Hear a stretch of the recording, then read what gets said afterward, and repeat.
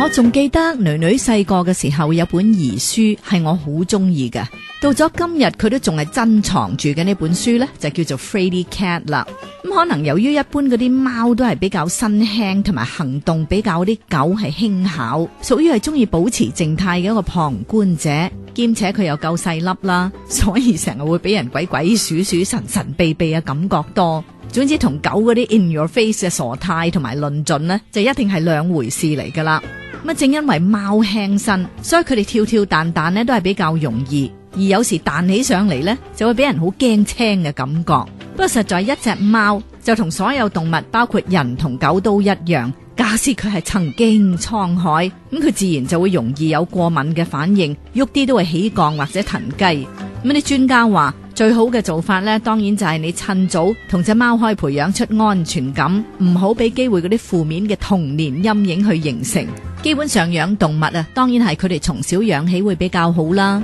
而最好就係喺呢隻貓 B 12至16個星期大接佢過門，起碼俾佢有機會同媽媽兄弟姊妹相處一排，因為能夠自小學習到群體生活呢，係會有助佢長大喺各方面嘅成長。而入咗你門之後，希望你真係會俾多啲時間、愛心同埋耐性去 train 佢。尤其是喺頭2個星期，如果你肯越係花心機去訓練佢呢，咁見成績呢就會越快。你隻貓就唔會搞到好似大鄉里出醒咁，見乜都咁蛇龜。不過如果你領養隻貓嘅時候，佢已經係隻 Fraidy Cat 又點呢？咁專家話，你就唯有盡下人事，每日輕輕去刺激下佢，等佢慣。譬如話佢唔中意你修甲嘅，咁你就一於每日都同佢修1隻指甲，然後就獎勵下佢，例如俾個 treat 佢食啦，又或者喺修甲之後同佢玩幾分鐘。如果能夠咁樣做呢，你就可以將一個負面嘅情況變成正面，真係可以增強你愛貓嘅自信心㗎。